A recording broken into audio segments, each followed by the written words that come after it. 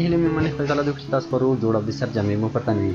نن یو ځل بیا د کمپیوټر سټوډیو درېیمه جلسه ده او په نن جلسه کې موږ دې جلسې په انتخاب ته انټرفیس معرفي کوو.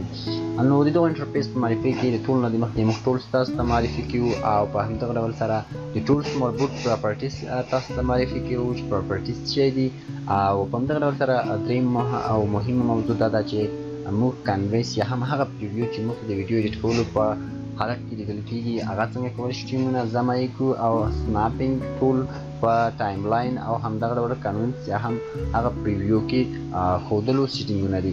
او بل مهمه موضوع او وروستۍ موضوع څلورمه موضوع چې په دغو جلسه کې زه غواړم تاسو ته در زده کړم هغه ټایم لاین دی چې له ټایم لاین څخه موږ څنګه کولی شو استفاده وکړو او همدغه ډول سره په ټایم لاین کې د لیرونو ترتیب مهم دی او که مهم نه دی نو چېرته تاسو غواړئ چې دغه څلور مهمې موضوعګانې زده کړئ نو زموږ سره دغه جلسه تر اختیار پورې وڅارئ. نو راځئ چې دغه جلسه موږ په ګډه راپیل کړو. یو ځل مو بیا سکرین ته ښه راغلاست وایم. راځو چې په نننۍ جلسه باندې موږ پیل وکړو. نو تاسو ته بهتره معلومه ده چې نن درېیمه جلسه ده او په نننۍ جلسه کې موږ د تېرې جلسې په امتداد سره انټرفیس معرفي وه او په نننۍ جلسه کې غواړم تاسو ته د انټرفیس دوهمه برخه وړاندې کړم یا معرفي د موږ د کنټیجیا سټوډیو دغو انټرفیس یې. نو راځو په نننۍ جلسه باندې موږ پیل وکړو. د ټولو نه د مخکې نو چېرته غواړو چې نننۍ جلسه موږ راپیل کړو. په نننۍ جلسه کې غواړم تاسو ته ټولز معرفي کړم چې ټولز د انټرفیس د کنټیجیا سټوډیو یوه برخه ده. ټولز وګورئ دغه کومه ساحه چې تاسو ګورئ دلته دا د ټولز ساحه ده او په دې ټولز کې مختلف ټولزونه موجود دي چې تاسو یې کتلی شئ. نو وګورئ لایبرري ده، فیوریټس دي، همدغه ډول ځینې نور په د ټولز کې اپشنونه موجود دي چې انشاءالله موږ به دا په زیات ډیټیل سره هر یو به زده کوو او هر یو به موږ دلته کاریو. خو د ټولو نه د مخکې زه لایبرري ته راځم ځکه په لایبرري کې ډېر مهم ټولز شامل دي چې د هغو له جملې څخه آیکنونه دي، همدغه ډول ځینې نور موشن میوزیک او باکګراونډونه دلته موجود دي چې انشاءالله دغه ټول به موږ د دغو کورس په دوام کې هر یو زده کوو او ویایو به.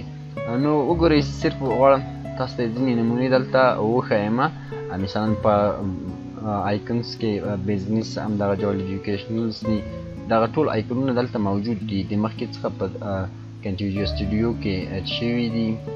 دا د د لایبرري یوه برخه ده. نو انشاءالله دغه به موږ د پروژو په جوړولو کې بیا وروسته په تفصیل سره وویایو او کاریو به یې. نو په همدغه ډول سره راځو کوم دغه برخه چې وه دا ورته ویل کېږي ټولز. نو ټولز خو اوس موږ ټول نشو کولی چې ټول په همدغې جلسه کې وویایو. نو صرف مو غوښتل چې دغه جلسه چې کومه پاتې د انټرفیس معرفي وه تاسو ته یې پکې معرفي کړمه. نو راځو دوهمه موضوع چې ده هغه د پراپرټیز ده. نو پراپرټیز مربوط دي ټولز دي نو ځکه غواړم تاسو ته پراپرټیز هم دلته یو مختصره معرفي یا تعریف یې تاسو ته وکړم. کوم پراپرټیز چې دي هغه د ټولز مربوط دي. د مثال په ډول سره وګورئ زه راځم دلته مثلا یو په دغه ډول سره اوکې د ټولز څخه یو کوچني ویډیو لپاره یو سره اخلم تر څو پورې موږ د هغو پراپرټیز دلته وګورو. نو کله چې موږ د ټولز څخه یو کوچنی ویډیو راواخلو که هغه هر ویډیو وي که هغه یو هر شی وي سمه ده نو دغو مربوط کوم پراپرټیز چې دي هغه تغییر لري، یعنې د هر شو پراپرټیز جلا جلا دي. وګورئ که موږ د دغو پراپرټیز وګورو دا د کنټیجیا ټایټل دی اما د ټایټل به تاسو تر اوسه نه وي کتلی. دلته وګورئ دلته وګورئ سمه ده دغه کوم کنټیجیا چې ده دا ټایټل دی. ټایټل دغه دی په وسط کې دی. په همدغه ډول سب ټایټل چې دی ټیکس مارک چې دی سمیت هغه دلته تاسو کتلی شئ او په همدغه ډول سب ټایټل ټویټ چې دی په همدغه ډول سره تاسو دلته هم کتلی شئ. یعنې په دې کې تاسو تغییرات راوستلی شئ. د مثال په ډول سره تاسو غواړئ چې دا ورته بدل کړئ بدلولی شئ له دې څخه تاسو بدلولی شئ. دوهم قدم کې دا ټول هر څه چې دي په یو ګروپ کې دننه دي چې ګروپ ډېر مهم دی. انشاءالله موږ به د ګروپ جوړول هم زده کړو. نو وګورئ ځکه چېرته په دغو پلاس باندې کلیک وکړم موږ ته به هغه ګروپ دلته په یو نوي ټاب کې اوپن شي چې دلته بیا د هر ټاب کې ځان ته اپشنونه موجود دي، د هغو ځان ته هغه پراپرټیز چې دي هغه موجود دي چې دلته موږ کولی شو په هغو کې بدلون راولو. سمه ده. نو وګورئ که زه چېرته دلته دغه ټکسټ باندې کلیک وکړم نو د هغو پراپرټیز چې موجود دي دلته تاسو کتلی شئ، د هغو فونټ دی یا د هغو هغه نحوه ده، په همدغه ډول سایز یې دی، سټایل یې دی، الاینمنټ یې دی، نو ځینې نور اپشنونه دلته موجود دي چې انشاءالله دغه ټول به موږ د وخت په تېرېدو سره زده کیږو او په همدغه ډول سره د هغو هغه بیهیویرز دي چې په کوم ډول سره به دا راځي دغه ټکسټ چې دی او په کوم ډول سره به دا بېرته چې کله هغه وروستۍ صحنه ده او د بیرون وتلو صحنه ده نو دغه ټولې دلته ورته مشخص کړي. یعنې صرف غواړم تاسو ته یو یادونه وکړم ځکه پراپرټیز خو د هر یو ټولس مربوط ځان ته پراپرټیز لري، نو په دې خاطر باندې موږ نشو کولی چې دلته د پراپرټیز معامله ختمه کړو یا زه تاسو ته ویم چې پراپرټیز موږ پای ته ورسوله. نو پراپرټیز به موږ د هر درس سره مربوط وي، د هر ټولس سره مربوط دی، نو صرف غواړم تاسو ته یادونه وکړم ځکه موږ ټولس تیر جلسه کې بخښنې سره په همدغه جلسه کې معرفي کړه، نو موږ باید د ټولس کوم پراپرټیز چې وو هغه هم دلته تاسو ته معرفي کړې وای. راځو بله مهمه موضوع چې دا صرف غواړم تاسو ته معرفي کړم هغه د کانویس ده یا هم هغه پریویو ده چې تاسو دلته سکرین باندې ګورئ. سمه ده. نو دلته ویل کېږي کانویس مختلف حالتونه دلته لري چې زه صرف غواړم تاسو ته د هغو معرفي پلان وکړم.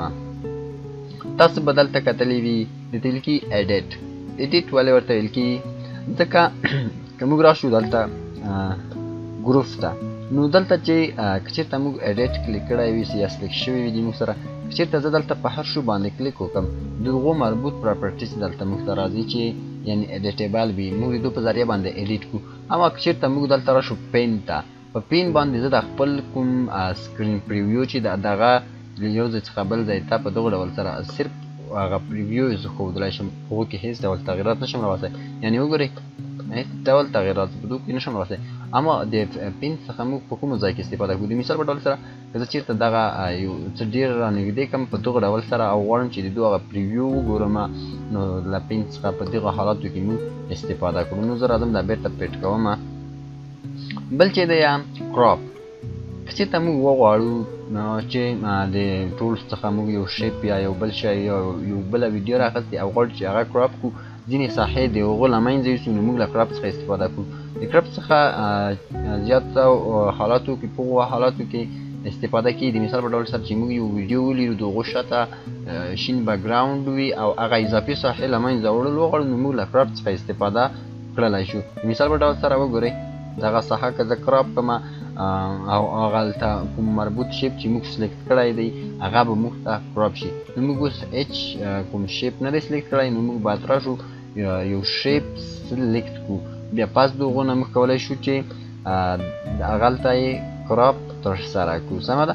نو اوس په دغه ډول سره وګورئ موږ دلته د ټول کوم ګروپ چې دی سلیکټ کړی دی موږ اوس دغه ساحه په دغه ډول له منځه وړلی شو.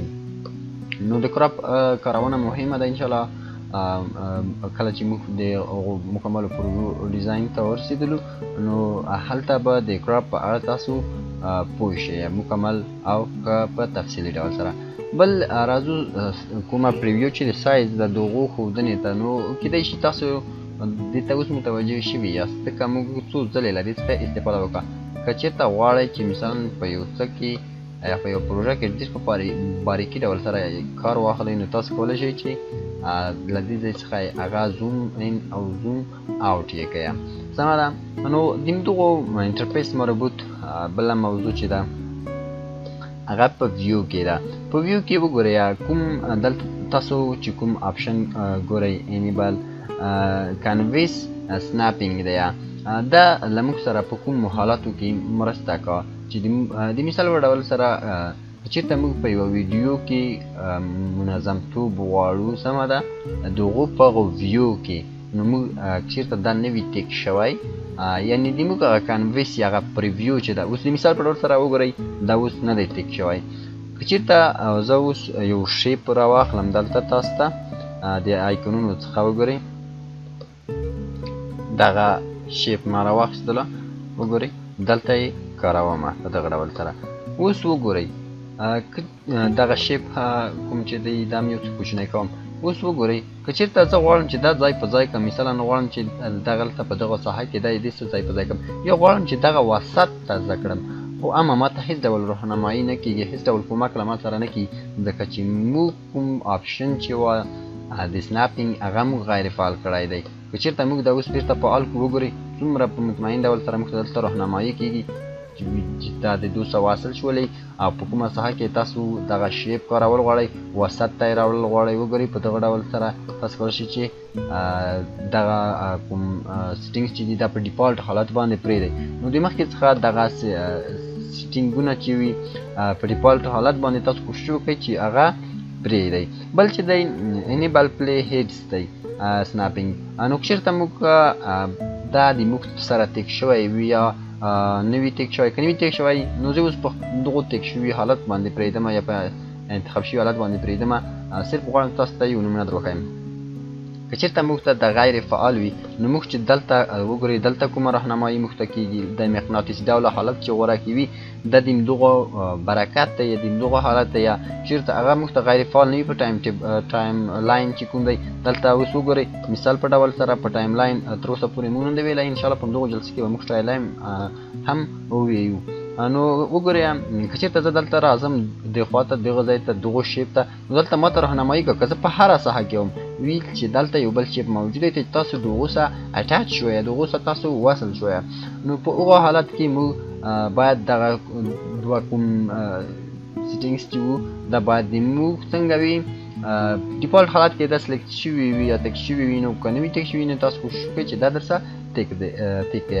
بل ټایم لاین سناپینګ دی وګورئ ټایم لاین سناپینګ هم باید تاسو ټول ټیک شوي وي ځکه تاسو سره دغلته مرسته کوه چې تر څو تاسو خپل کوم کار چې کړئ هغه ډېر په ګړندیتوب او په چټکۍ سره تاسو خپل کار ترسره کړئ. نو راځو ټایم لاین ته. دغه کومه ساحه چې تاسو ګورئ دوی ته ویل کېږي ټایم لاین چې دا ډېره مهمه ده. مهم والی یې په څه کې دی د مثال په ډول سره وګورئ زه راځم لومړی قدم کې خو زه غواړم چې تاسو ته د دو لیرو ترتیب وښیم. لیرونه په ټایم لاین کې ترتیب دو مهم دی که هغه په شاته توب مخته توب په لوړتوب او ښکته توب کې په دواړو کې مهم دی. نو راځم لومړی په دغه ډول درته ښیم د مثال په ډول سره تاسو دوه موټر درڅه پارس کړئ نو ویډیو خو ښه تاسو ته بهتره معلومه ده چې د کوم چې چپ اړخ دی په ښي طرف باندې روانه وي نو ټایم لاین هم همدغسې دی. نو که چېرته تاسو په ویډیو کې په ټایم لاین کې چې تاسو ګورئ دلته یوه دقیقه ده دلته 2 دقیقې دي نو که چېرته تاسو په ټایم لاین کې ترتیب د دغو سرعت درته ښیم دلته تاسو یو شی راوړئ یوه ویډیو راوړئ یو شیپ راوړئ او دلته یې راوړئ په 2 دقیقه کې نو تاسو ته به په کوم حالت کې لومړی هغه شیپ ښه راشي. معلومداره خبره ده چې په دغه حالت کې چې دا د چپ اړخ نه په ښي اړخ باندې دی یعنې اوس وګورئ دا په دغو ترتیب باندې سمه ده. تاسو ته لیرونه مهم دي. اوس وګورئ موږ ته دغه لیر مخته دی کله چې دغه لیر پای ته ورسي دغه لیر به شروع کېږي دغه لیر به پیل کېږي. وګورئ په دغه ډول سره تاسو هلته یې کتلی شئ وګورئ هغه لیر پای ته ورسېدله او دلته دغه لیر څنګه شولو پیل شوله. نو د لیرونو ترتیب مهم دی. دوهم د لیرونو ترتیب په منزل کې دی سمه ده. د مثال په ډول سره وګورئ څومره چې پورته د تاسو لیر راشي په هغو اندازه به تاسو سکرین ته هغه څنګه وي په ښودلو کې پورته وي یعنې لومړی به اښودل کېږي یعنې څنګه وګورئ دلته به تاسو کتلی وي چې دا لومړی لیر دی دا دوهم لیر دی او په همدغه ډول تاسو کولای شئ نور لیرونه یا ټرکونه دلته ورته اضافه کړئ او کولی شئ چې اضافه یې کړئ ورته سمه ده. نو زه غواړم تاسو ته یو نمونه وښیم. وګورئ دلته تاسو تر ټولو ښکتنی لیر هغه دغه لیر دی. که چېرته زه دا لیر یو د بل د پاسه راوړم نو دلته به مهموالی دغه لیر ته دلته په دغه لیر باندې ورکړل شي، یعنې دغه لیر به موږ ته وښودل شي. اما که چېرته زه برعکس معامله وکړم، دغه ښکتنی لیر دی دو د پاسه وکاروم په دغه ډول، وګورئ هغه ښکتنی کوم لیر چې وه هغه به څنګه وي، دلته به موږ ته ونه ښودل شي. اما که زه چېرته دغه لیر سلیکټ کړم او یو څه اندازه یې دې خواته په دغه ډول راوړم، وګورئ نو خدای دې وکړي چې تاسو د لیرونو په ترتیب باندې پوه شوي یئ، د ما هدف تاسو اخیستی وي. نو دغه لیر چې کوم دی وګورئ دلته چې دغه لیر دی پورته د دغو بل لیر نه دی، نو دغه لیر په ښودلو کې معتبر دی. اما کله چې دغه لیر پای ته ورسي بیا مهمه نه ده چې کوم لیر ښکته دی او کوم لیر پورته دی. نو کوشش وکئ په ټایم لاین کې ډېر دقیق واوسئ چې څه ډول به د هغو نه استفاده وکړئ. نو کله چې موږ پروژې ډیزاین کوو انشاءالله چې یو 6 جلسې خو شاوخوا حد اقل یا 3 پروژې به موږ په ولیدو د ټایم لاین مربوط چې پروژو کې د هغو مهموالی دی. نو انشاءالله موږ به دا پروژو کې په ډېر ښه ډول سره تاسو ته د هغو کارونه وښیو. بله مهمه موضوع په ټایم لاین کې دا ده چې موږ د مارکر څخه هم استفاده کړلی شو. وګورئ که چېرته تاسو ویو ته راشئ او دلته تاسو وګورئ اوکې مارکر شو مارکر ټریک، نو که چېرته تاسو دا آن کړئ نو دلته به تاسو ته یو آپشن اضافه شي چې تاسو دغه کوم ټایم لاین چې دی هغه مارک کولی شئ، د سره یې په نښه کولی شئ چې دا د تاسو سره د تاسو د کار په ګړنګیتوب یا هم په چټکوالي کې تاسو سره مرسته کوي. نو د مثال په ډول دغه ساحه مارک کوم، وګورئ دا ساحه چې کله مې مارک کړله زه چې څنګه دغه ساحې ته نږدې شم په مقناطیس ډوله به دغه د ما دا کوم شیپ چې دی دغه مارک ته یو ډول نږدېکت کي، یو ډول به ورکش کېږي. نو مارک له موږ سره په داسې حالاتو کې مرسته کوي او تاسو کولی شئ چې خپل دغه مارک ته تمنیل ورکړئ او کولی شئ دې ته نیم یا نوم هم ورکړئ. سمه ده؟ نو د مارک کوم چې مارکر وایه په نښه کوونکی هغه کارونه ځینو حالاتو کې ډېره مهمه کېږي. نو په همدغه خاطر باندې تاسو کوشش وکړئ له مارکر څخه خپلو پروژو کې استفاده وکړئ.